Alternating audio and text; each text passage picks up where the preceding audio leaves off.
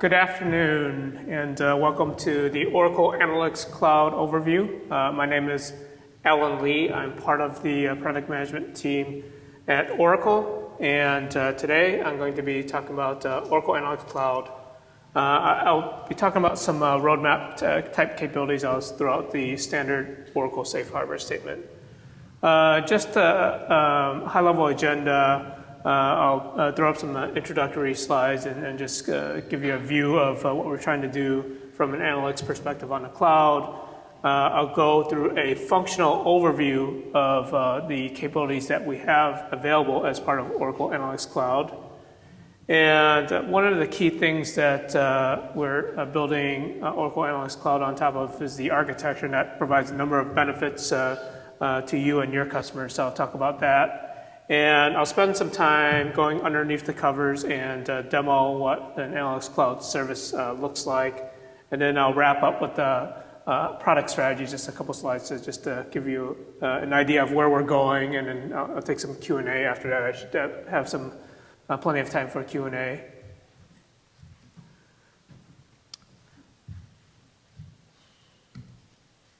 Just from an introductory perspective, from some level of perspective, we've been offering here at Oracle analytic capabilities out in the cloud for over 2 years now. And we've had quite a bit of success with, some of you may be familiar with our BI Cloud service and our Data Viz Cloud service. With those services combined and adding in some of the new Analytics Cloud customers, we have over 1,600 customers to date using business analytics on the cloud. And those range across all the various geographic regions on the globe, as well as across a number of the primary industries that our customers are in. The notion of Analytics Cloud is to provide the full breadth of analytic capabilities for all users. So from the analyst user providing really the slice and dice type capability, for the business leaders providing that delivering of key metrics and key KPIs. And for developers, we want to provide key capabilities for developing sophisticated analytic content to deliver to end users. So the idea is to provide smart analytics on a cloud-based platform across the different user personas within a customer environment. From an overall capability standpoint, what we're providing over the cloud is the full depth and breadth of our analytic offerings. So that includes the business analytics components of reporting and dashboard capabilities. Those of you that are familiar with OBIEE are familiar with the analyses and dashboards and the semantic layer. And that's really captured in this business analytics pillar. In the middle is really something that we're shouting about quite a bit. You may have heard of the new Data Viz 3.0 release, but we're spending a lot of development investment on this notion of data visualization, or the ability for an end user to quickly discover insights through a visual exploration interface. And that's really key and part and parcel to what we're delivering as part of Analytics Cloud. And then finally, but it's Essbase. We've introduced Essbase in the cloud as part of the Analytics Cloud experience, providing the capability to do that multidimensional type analysis that many of our on-prem Essbase customers are used to, and then bringing in some enablement for new customers to Essbase from an Excel standpoint, from a web-based UI standpoint, to really get that experience of creating a multidimensional app on the cloud, providing capabilities around what-ifing and sandboxing.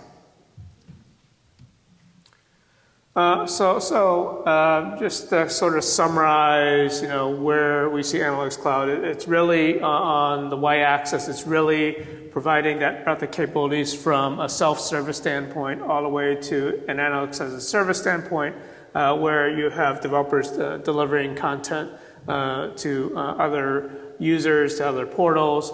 It's really providing that level of coverage that includes analysts, that includes departmental analysis, that includes the full enterprise.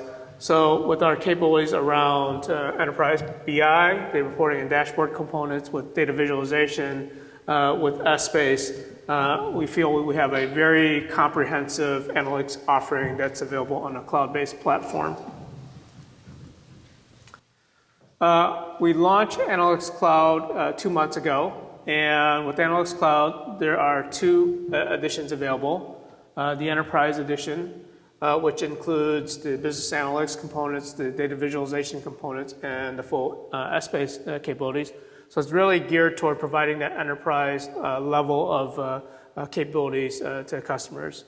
Analytics Cloud Standard is really providing data visualization capabilities plus S-based capabilities.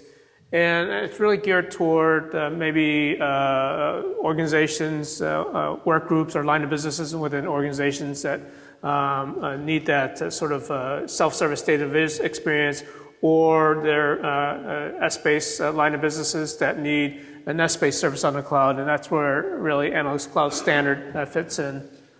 The subscription model is based on a CPU per month. So the idea is that an organization will subscribe to a number of CPUs, and those CPUs can be allocated to a number of key capabilities within the enterprise, whether they're capabilities to serve BI usage or S-based usage or production usage or development and test usage.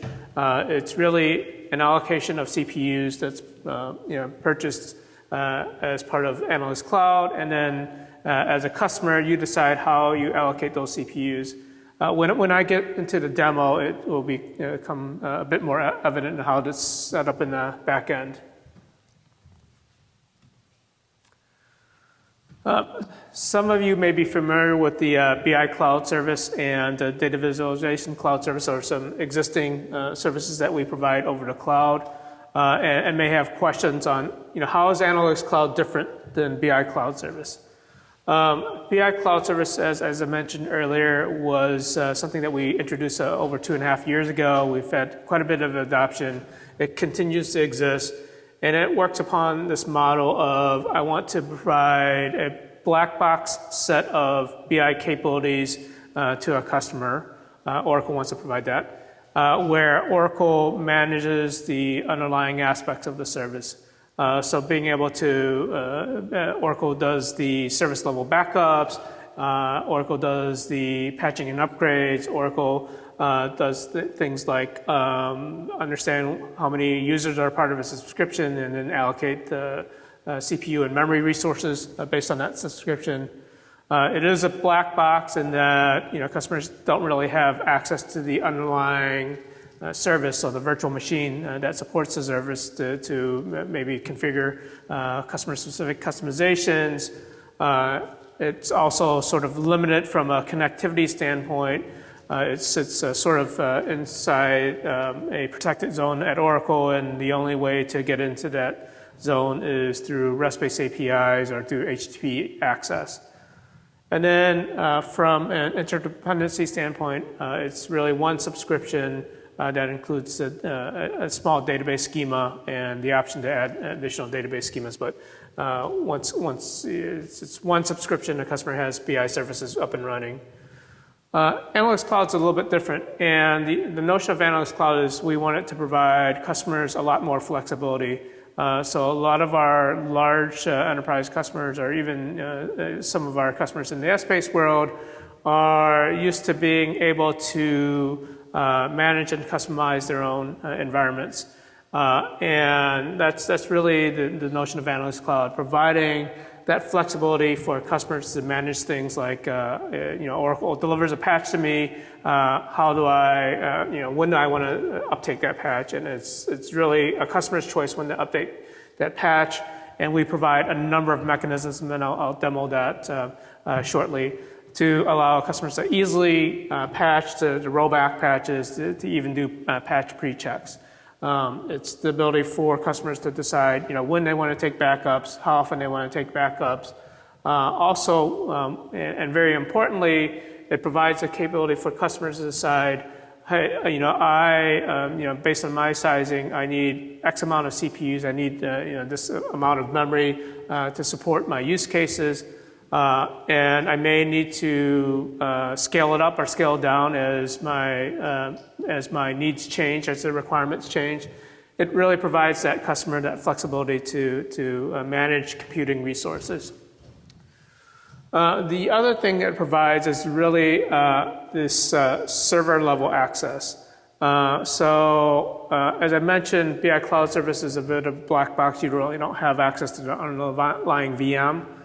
So things like being able to implement custom plugins, custom maps, not available as part of BI Cloud Service. But since now you have access to the virtual machine, you may be able to do things like do customizations to that VM, do custom config settings. So really providing that level of flexibility that wasn't available in BI Cloud Service. And then from a network and security standpoint, Oracle Analytics Cloud is built on Oracle Public Compute. And as part of public compute, it's really exposed across the public internet with your control over whitelisting what IP addresses can access it. But it provides IP level access to the environment, which is the important things. And I'll talk about some of the benefits there in a later slide. Another difference is that as part of Analytics Cloud, there is a need to, based on a customer's requirements, to subscribe to the necessary database and infrastructure components, infrastructure services to support the Analytics Cloud environment. All right, hopefully this gives you a good overview or summary of how it's different from our existing services. So functional overview, as I mentioned, it's BI, it's your answers and dashboards, it's data visualization.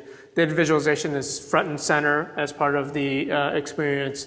Data visualization is really where we're spending a lot of our R&D investment. Today we have a visual experience that includes close to 40 different chart types with the ability to add custom, through a SDK, custom chart plugins. It's the ability to leverage sort of that visual exploration experience using capabilities such as trellising, such as brushing. It's a way to really provide an accelerated experience to access advanced analytics through a one-click action from the user. So access to things like forecasting, trend lines, regression analysis, clustering outliers available as part of the visualization experience.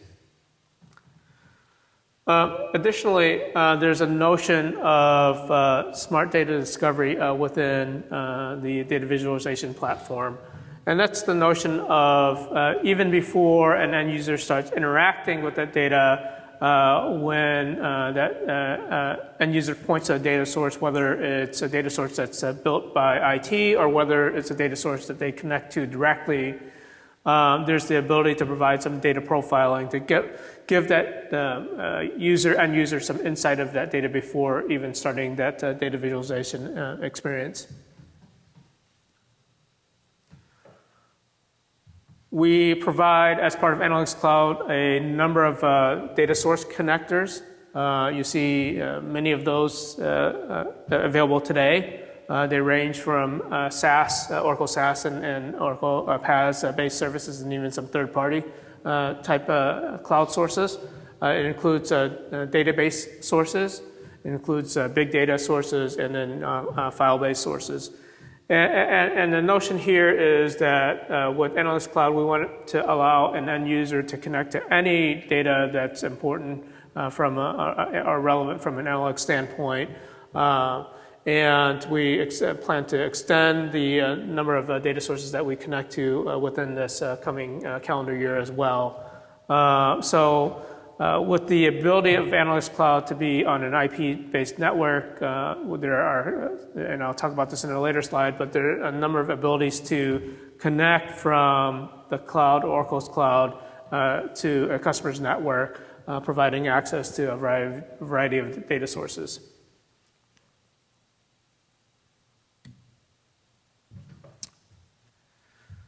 Another key aspect to the end user experience is data preparation.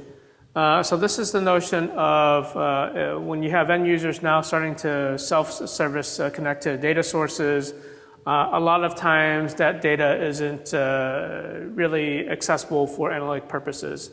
So we wanted to provide a self-service-based mechanism to prepare that data for the purposes of analysis.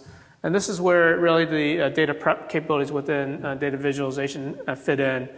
So it's the notion of providing an easy way through a graphical UI, through a flow-based UI, to quickly transform data sources that can be then persisted and then used for analytic purposes. So the idea is to provide a number of capabilities around joining, around group bys, around filtering, around being able to create custom columns or custom expressions within the data prep experience, and then basically provide an output data set that now is ready for analysis. Now, we plan to extend a lot of those capabilities with some advanced analytics techniques and machine learning techniques that would allow some capabilities around, more smart cleansing of data that's ingested into the data viz experience. But that's certainly something that we have on the roadmap, is to leverage some more smartness on if I take in data, how can, as an end user behind the scenes, how can the engine sort of clean things up better for the end user without the end user having to take specific actions on that data. So coming later, hopefully you'll see some of those innovations later in 2017.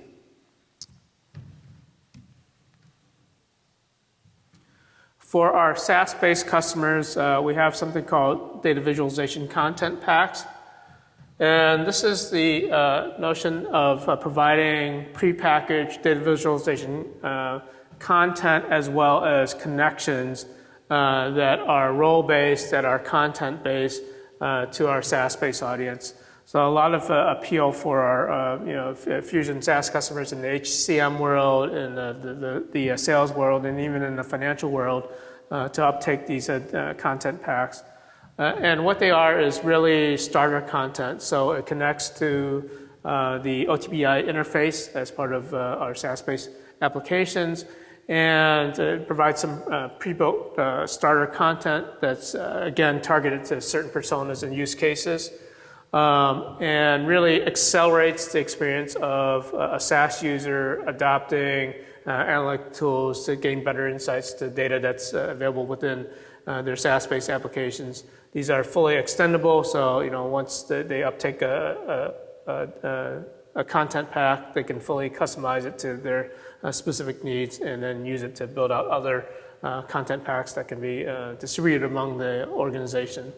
So really powerful capabilities for our SaaS-based audience to leverage data visualization content. Mobile capabilities. So many of you may have heard of this new application called Day by Day. Day by Day is a new application that provides a new level of capability for our analytics users. It sits alongside, it doesn't replace BI Mobile HD. And BI Mobile HD is really around the concept, if I author some content, if I author some dashboards or answers contents in my BI world, I want that same content available on my mobile device that is responsive to the design, based on if I'm using Android or iOS.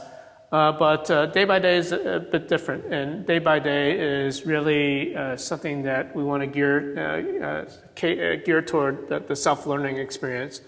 So really, the notion here is that instead of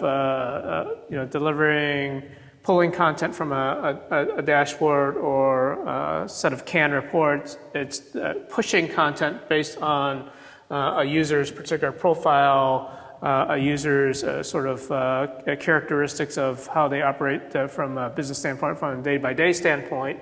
It has capabilities such as if at a certain time of day I want to see certain analytics, that gets delivered to my mobile device. It has capabilities such as if I end up in a specific geo region, I may want some certain analytics around my customers in that geo region, so it has geo awareness built in. even down to the point of, if I have an incoming phone number, I want to have this feed that is specific to that phone number. So, if it's an important customer calling me, I want some more knowledge about that customer. So it's really push-based smart analytics that's delivered as part of day by day. It leverages also some extensive search capabilities, so being able to type in search-based terminology or even speaking search-based terminology into my mobile device automatically generates analytics content that's delivered to that mobile device. So that's day by day, and it's exclusive to Analytics Cloud. It will only work on Analytics Cloud. Synopsys is a bit different, and Synopsys is it's a free app, so you don't have to have an Analytics Cloud subscription. You don't even have to have a BI license to use it. You can just download it from Google Play or the App Store and start using Synopsys today. And Synopsys is really the ability to have data visualization on the mobile device. So it can, if you have Excel files that are delivered via email or available on Dropbox, you can pull that up into Synopsys and start analyzing that data right now. Again, I encourage you to go out to the Apple Store or Google Play and download Synopsys, as it is a free tool that you can start using today to even get an experience of what you can do on a mobile device from an analytics standpoint.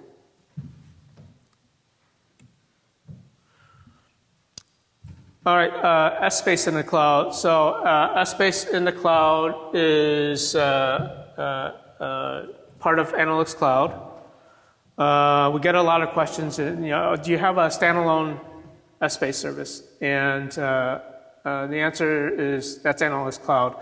And what I mean by that is, I started this presentation by talking about the sort of model of subscribing to Analytics Cloud. So you purchase a number of CPUs and you decide how to allocate those CPUs.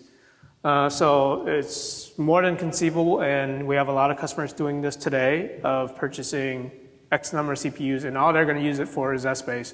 So that's really S-Space Cloud. But then beyond that, if a customer wants to have that integrated experience across BI and S-Space, that's certainly available too, from integrations with data visualization or even BI. But what really S-Space Cloud is the full S-Space platform that's available in the cloud. There are a number of key cloud-specific capabilities that we deliver as part of S-Space Cloud. So instead of having S-Space Studio, the S-Space admin tool, we've replaced it with a web-based UI for adminning the S-Space experience. We've created a specific capability around sandboxing within S-Space Cloud. So that's the ability to take a slice of the data and then do what-if analysis on top of that slice of data. And there's some full sort of approval workflow if you wanted to implement a full scenario management type capability. It has really a next level Excel-based integration.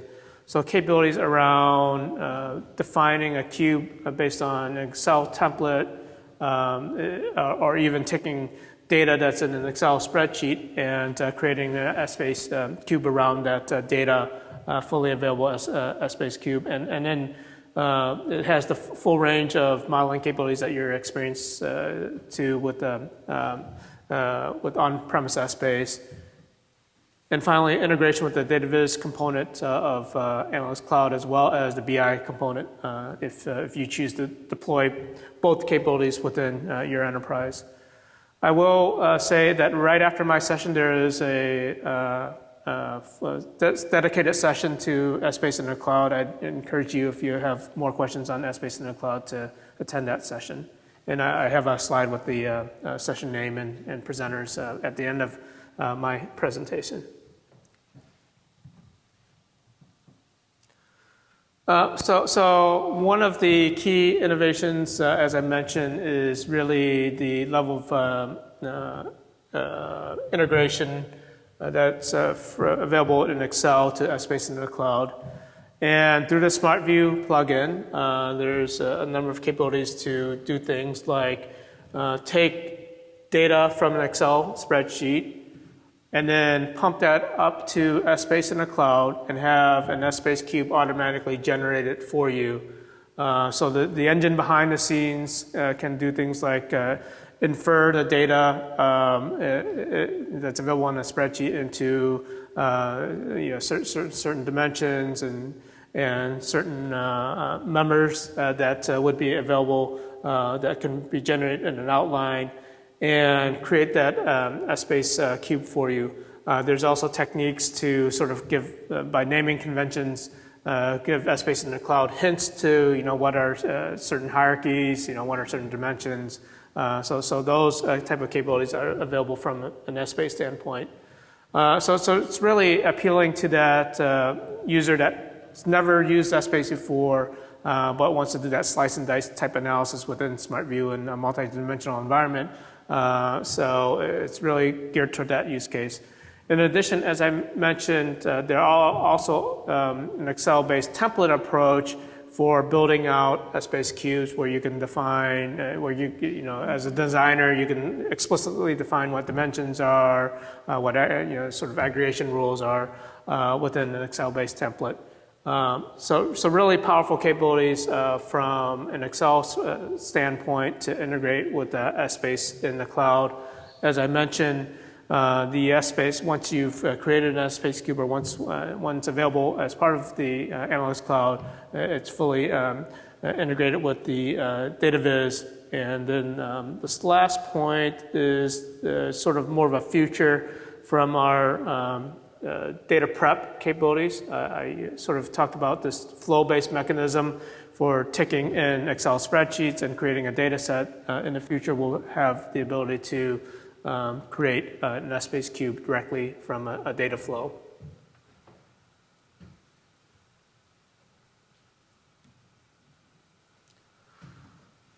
For the developer, there are a number of, you can currently in V1 of Analytics Cloud, you can embed content from Analytics Cloud into other portals. But we want to provide a number of other extensibility APIs. So a Java-based API for creating visualizations, for creating data visualizations, and then for embedding visualizations using JavaScript. There is the ability to extend functions for if you have custom R functions. There's the ability to extend those functions. There is the visualization SDK that's available now to create custom visualizations and to make those first-class objects within the data viz experience. And we have a number of sort of up-and-coming type capabilities around creating custom data sources. So if there's a data source that we don't support as part of Analytics Cloud, we want to provide an SDK to create those data sources. And then a lot of REST-based APIs for even managing the life cycle of your Analytics Cloud experience. And I'll talk about some of those APIs in a later part of this presentation. All right, before I go into the architecture component, there may be some questions on functional capabilities, and maybe I'll take a few minutes to answer some of those questions. Yes? Here's the question. What was the reasoning behind the two tracks, either BICS plus Essbase or DVCS plus Essbase? Why not all three the same? So this question is on the different levels of Analytics Cloud Enterprise. One is BICS plus Essbase, one is DVCS plus Essbase. Just to be clear, the Enterprise Edition is BICS plus DV plus Essbase. Yeah, so it's the full suite of components, and it comes at twice the cost of the Standard Edition, which is DV and Essbase. Yeah.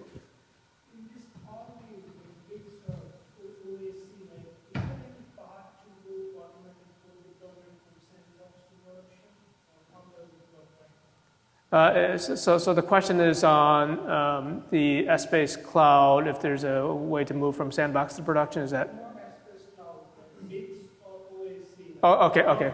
From let's say dev test to prod.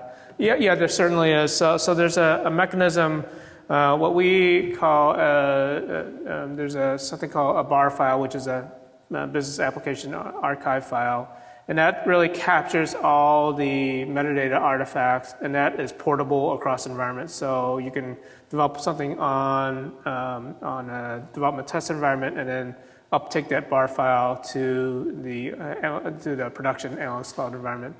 Is it just incremental migration or full migration? It's your choice. So you can do a full migration, or you can do an incremental migration as well. So you can pick and choose components as part of the application archive.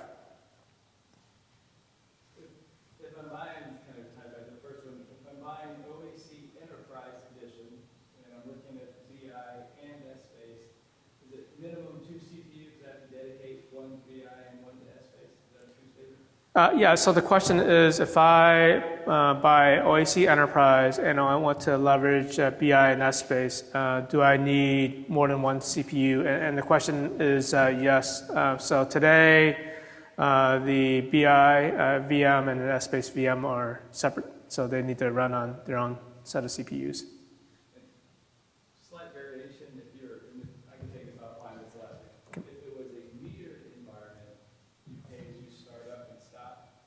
Yes. If you had one CPU, could you toggle from one to the other, just not at the same time, or it's saying you still need 2 CPUs? Yes. So the question is on a metered environment. So there's 2 ways that you can purchase Analytics Cloud: on a non-metered basis or a metered basis. A metered basis is effectively you pay for what you use. A non-metered is I subscribe to X number of CPUs, and I can use those X number of CPUs, up to those X number of CPUs per month. So certainly on how not metering works is you only pay as you go. So you can certainly create a BI service and an SSpace service and start and stop those to But you could toggle. Yeah. Yep.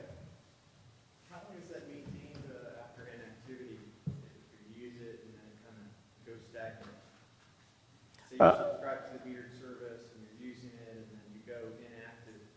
How long does it maintain where you can come back and pick up where you left off? So the question is, so the service state, does that go away at any point when you stop the service? And no, it doesn't. It's the service state stays the same when you stop it, and 10 months down the line, you start it up again, it's the same state that you stopped it at. Okay, let me go into the architecture now. I believe I'll have some time for some additional questions as well. So I mentioned that Analytics Cloud is built on something called Oracle Public Compute, and Oracle Public Compute provides a number of key capabilities for our service that provides customers benefit. The first one being resource management. So this is really the notion that it provides us an architecture where we can sort of do these things like I spin up a service on X number of CPUs.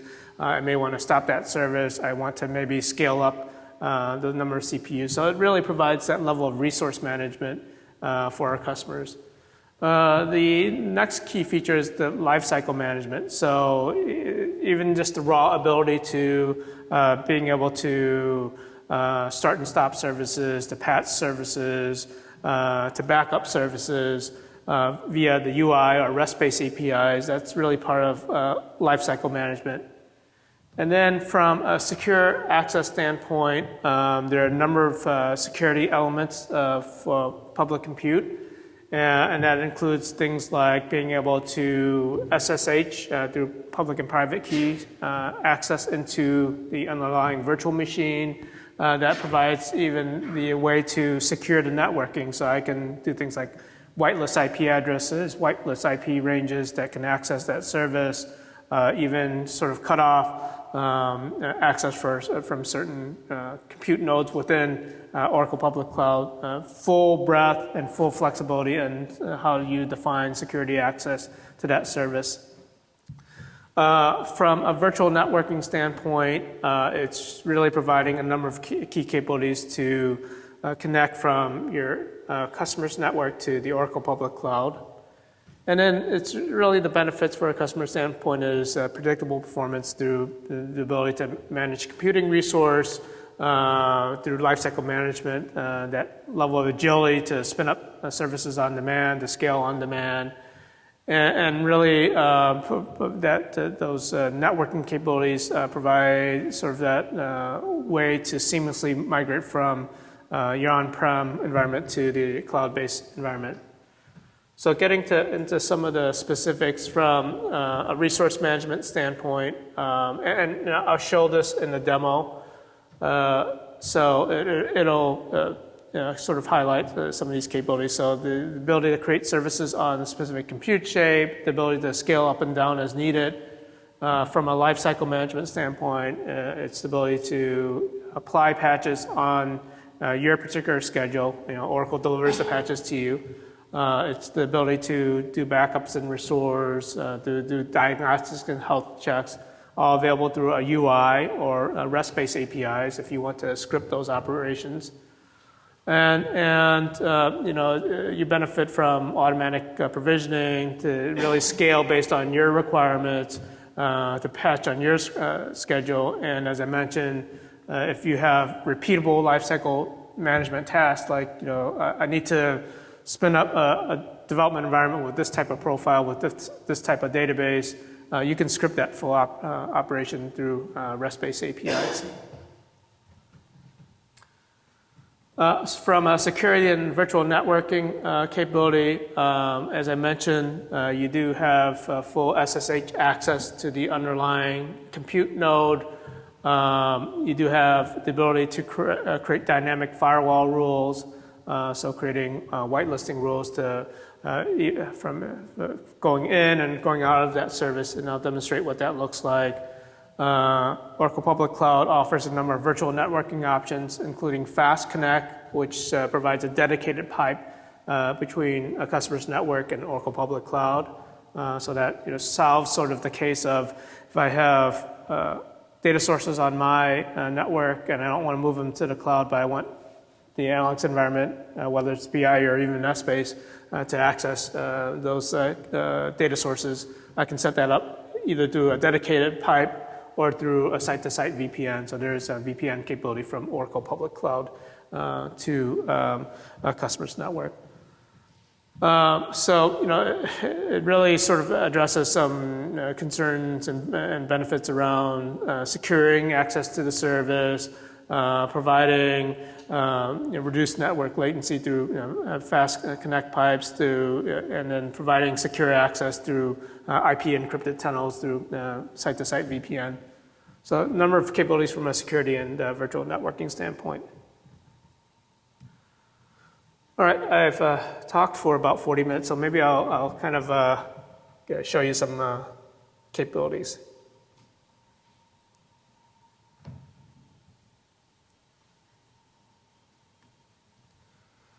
So the first thing I'm going to do here is I'm going to log into my Analytics Cloud account.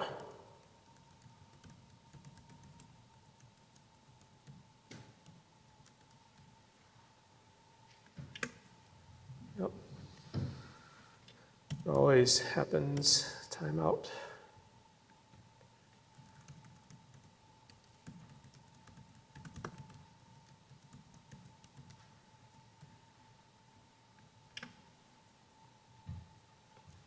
Right, this is my account, and I have a number of resources in my account, like storage-based resources, database resources, compute-based resources. But I'm just going to go into my Analytics Cloud environment. And just to be clear, there's sort of 2 levels of administration in this environment. So there's this service level administration, and the service level administrator has the ability to create underlying services, whether they're Essbase-based services, whether they're BI services. And then within each service itself, there's a basically an administrator within that service. And that administrator within the service sort of manages that, the users that access that service, that metadata that gets uploaded to that service. All those service-specific administration techniques are available as part of a given service. But I'm logged in as sort of the account privileges, the person that is setting up services to be used by other departments or other users within my enterprise. So what I've done is I've logged in and I've seen a number of services. You may notice that based on the labeling, I may have some S-based services, I may have some BI-based services, and you can sort of see that I may have some services that are built on a 2 OCPU type profile, or I may have one that's built on a 1 OCPU type profile. So I'm going to go into that service level administration and just to show you what that looks like. So within the service, within a given service, I have a number of capabilities to manage that lifecycle of that given service. So you see here some more details on how that service has been deployed. This particular one is a 2 OCPU with a 30 gigabyte of memory. There's a 100 gigabyte or 180 gigabyte of storage allocated for that service. I can click on this hamburger menu, and if I wanted to go directly into the analytics URL, I can just go into the analytics URL, sign in, and now I'm in the service itself. It's going to launch into the analytics homepage.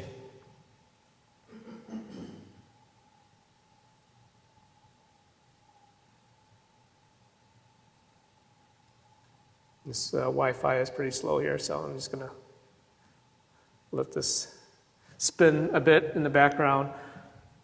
So what I showed was, accessing that specific analytics URL. I can also start and stop that service. So to the point of, if I want to, if I'm paying on a metered basis, if I want to stop it and stop paying for it, I can do this here. I can control access rule, and this is really where I would sort of define those whitelisting rules. So define what IPs and ports, what ports are open, how they're opened. If I want to, there's some standard ports that are open to the public internet. If I want to lock those down, I have the ability to create a custom rule. And that custom rule allows me to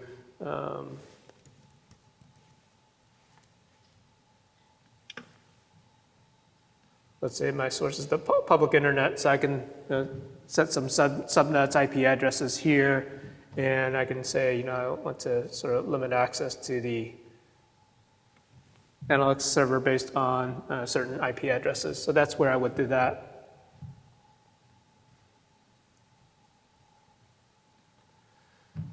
So I go back to this environment, and the other thing I can do is, as I mentioned, we use public and private key pairs to access the underlying VM. I can control what public key is used here. So I can change this key value as needed or based on my, sort of my corporate security requirements to allow certain access. Within this hamburger menu, I have an interesting option for scaling up and down. So let's say that I have 2 OCPUs now, and I am onboarding a new set of, this is a production level service, and I'm onboarding a new bunch of users, so I can sort of control how much resources allocated to that given service. From an administration standpoint, I can take a service level backup, and really that captures a snapshot of that service level state. So the metadata state, my configuration state, I can back that up I can sort of purge backups. And this can also be scripted via REST-based APIs. So if I wanted to take daily backups of the service, this is where I would do it. And then from a patching standpoint, since this is V1, we don't have any available patches yet. But if there are available patches, they would show up in this area. And then you would have a menu option, a single-click menu option to apply that patch. To even do something like a patch pre-check to make sure that, if I have a number of patches built up, the pre-check will just determine if the underlying VM has the appropriate patch level, and then before applying that patch. There is also the capability, if I did have a patch, to roll back that patch. So really, and this is really the interface to control the lifecycle management of the given service. And then also within this interface, I just go back to my Linux cloud environment, is where I would create a new service.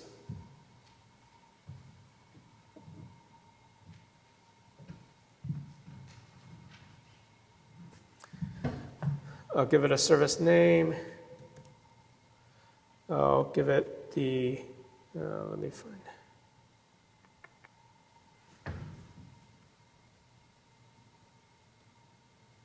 An SSH key somewhere, hiding. This is the public key.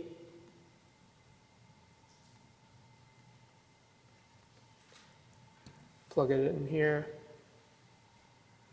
And then I'll determine which edition that I want to create. So, just keep it at enterprise.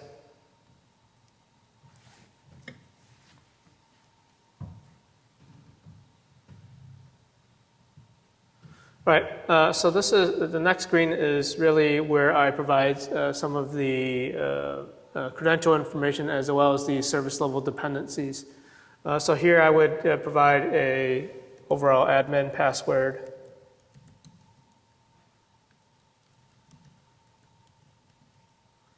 There is a database dependency, and really what the dependency is that there are some system level schemas and that need to be created to support the service. So I'll provide those here. And this is where you define whether you want BI, DV, or S-base. If I click on this toggle box, it'll create a BI, DV combo VM. If I click on this box, and unfortunately the UI isn't smart enough yet, I would create an S-base service. And here I define what particular compute shape I want to allocate. We do use cloud-based storage for backups, so the cloud storage services, so you would provide the credentials here and then what the container is when you do that service level backup, that all gets backed up to cloud-based storage. And from an S-based environment, it also backs up all the data and outlines to that cloud-based storage. So after completing all this, and I'm not going to go through and create an actual instance, that you click the next button, it'll just validate all the information that I've entered, and that will create the environment.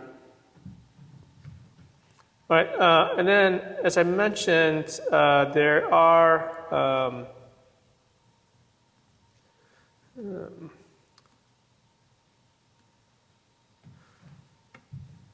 REST-based APIs that are available to do the same thing. So this is a sample payload for creating a service. So you see some of the elements of what I did through the UI. So providing things like the edition name, the storage container, the key, the password, the database credentials. So there is a full payload. You can execute this payload through a curl script. There is also a client utility that you can download to execute the payload, and the documentation is here. So it provides all these number of operations that you can do through a scripted operation.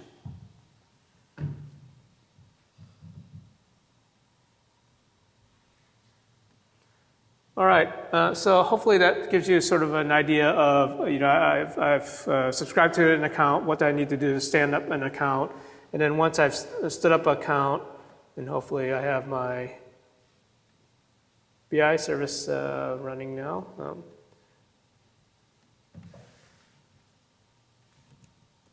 I go into my BI service and then log into it. Yeah. If I wasn't timing out on me, I'd end up at this page where I'm on the home page, and now I can, if I'm an end user, I can create dashboards, create analysis, access content that I've previously created. And similarly for Essbase, if I launch into the Essbase URL, I would get to the Essbase screens.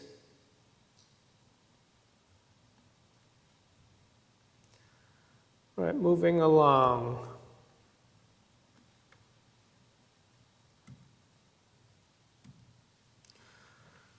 One of the other things that I talked about in a session on yesterday was really, how does this interoperate with, or what are the capabilities to lift and shift from your on-premise environment, whether it's BI or Essbase.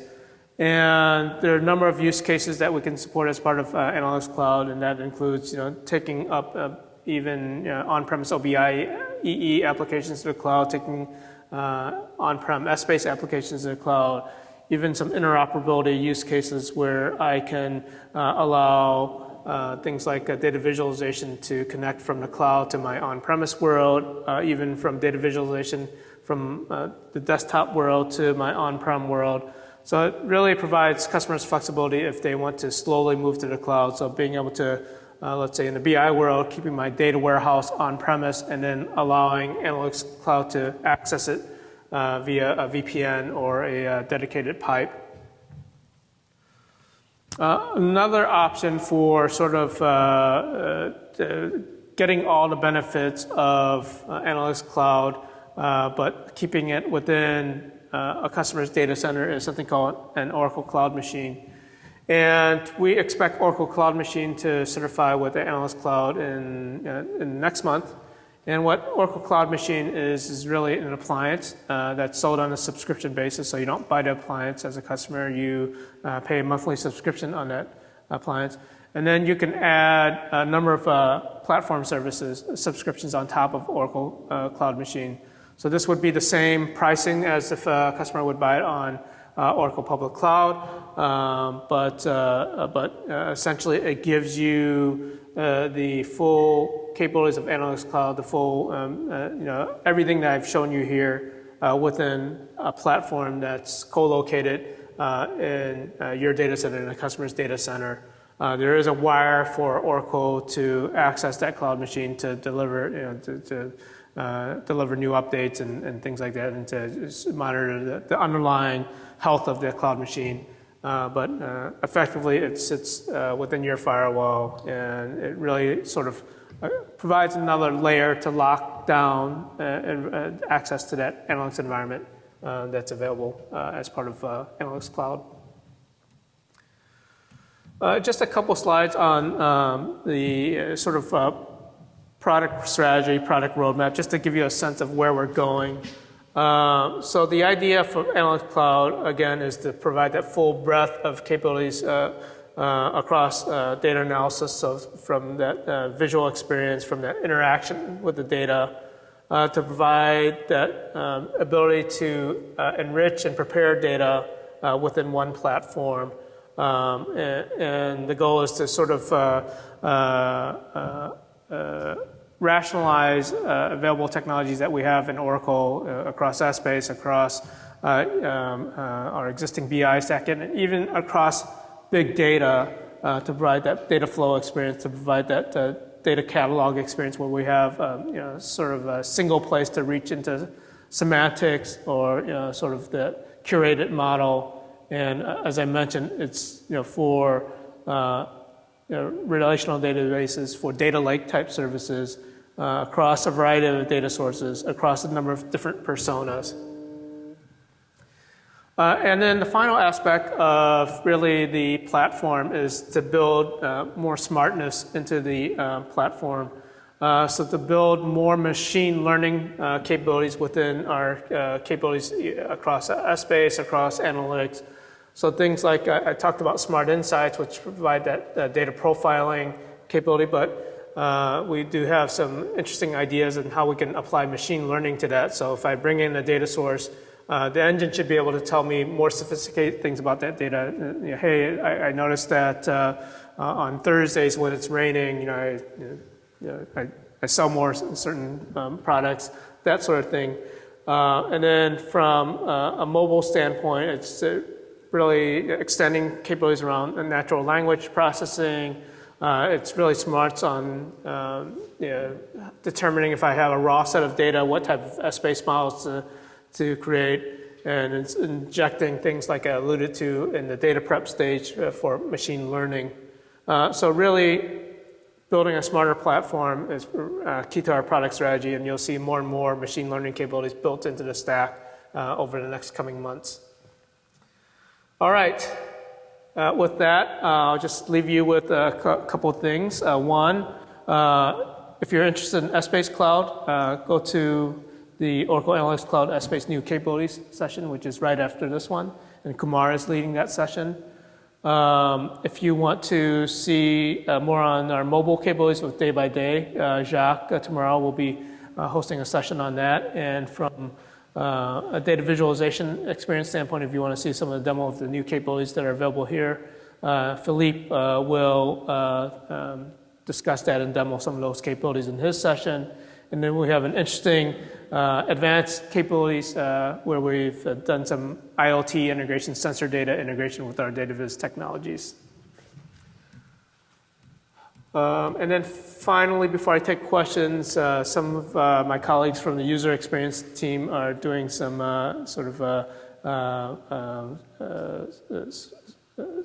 sessions to evaluate some of their new designs. And if you want to participate, there's a link to fill out a form, and then you can participate over the web. All right, I have a couple minutes, and I can take some additional questions, and certainly I'll take this one. So something that I've seen a lot of questions about when customers talk about going from on-prem to cloud, and we covered a little bit about that, is the migration of the security. Right. How easy is that with OAC versus BICS, and if that's even possible? Yeah, that's a good question. So the question is migration of security from on-prem to the cloud. So within our V1 offering, what we have is embedded WebLogic LDAP. Today it's really the notion of, I want to exporting users from my on-prem environment and importing users and groups into WebLogic LDAP. Within a couple months, we're going to provide IDCS, Identity Cloud Service, as really the platform going forward for identity management. And that really provides very robust capabilities, including federated SSL, user and group synchronization, so that level of capability. So as of today, Right, so within a couple months, yeah. How much difference I have RTD control OAC versus BICS? And what are these remote data connectivity between OAC versus BICS? So the question was what the differences between RTD control OAC versus BICS. As a customer, how much I can control the RTD? Okay. Yeah, so similar capabilities. So the question is, how much control do I have over the RPD in Analyst Cloud environment? So basically, in an Analyst Cloud environment, you have two ways to access the RPD. If you build something net new on a cloud, there's a web-based modeler, and that's really your access mechanism into the RPD model. It creates an RPD model behind the scenes. There is also the ability to create an RPD offline using the admin tool. There's a specific cloud-based admin tool that's available on OTN. Download that. You can take an existing on-prem model, modify it as needed, and then upload that to the cloud. Or you can create a net new model with the admin tool. The other ability that's allowed via virtual networking is you can, by opening up ports, you can create that online access from the admin tool to the cloud. And both that is available in the BICS versus the. In the BICS world, you don't have that online access, so because you don't have that virtual networking option. How much difference is the like remote data connector using OSC versus the BICS? Question of remote data connector. Both are supported in BICS and OAC. Same kind of. Yep. Yep. And I did have a separate session on that yesterday, and I believe those slides should be available. So if you want to download that content, and I believe I know there's one more question, and if you wouldn't mind coming up stage, I think I'm at the end of my. I'll take this quick question before they kick us out, I guess. So we have BICS, and we're going to be using the data visualization tool. Yep. When is it scheduled to be upgraded? Right now, we're on version 1. Yep. And I'm seeing version 2 and 3 here, and it just makes the job so much easier. Yeah. So I don't. I know there's been sort of a partial rollout of the upgrade. It's going to progress over I think the next 30 to 60 days or so. So you should expect that over the next 30 to 60 days. All right. Appreciate your time. If you have any, be up here for a few minutes if you have any additional questions. Thank you. Thanks, Sam. Thank you. We'll see you. Thanks.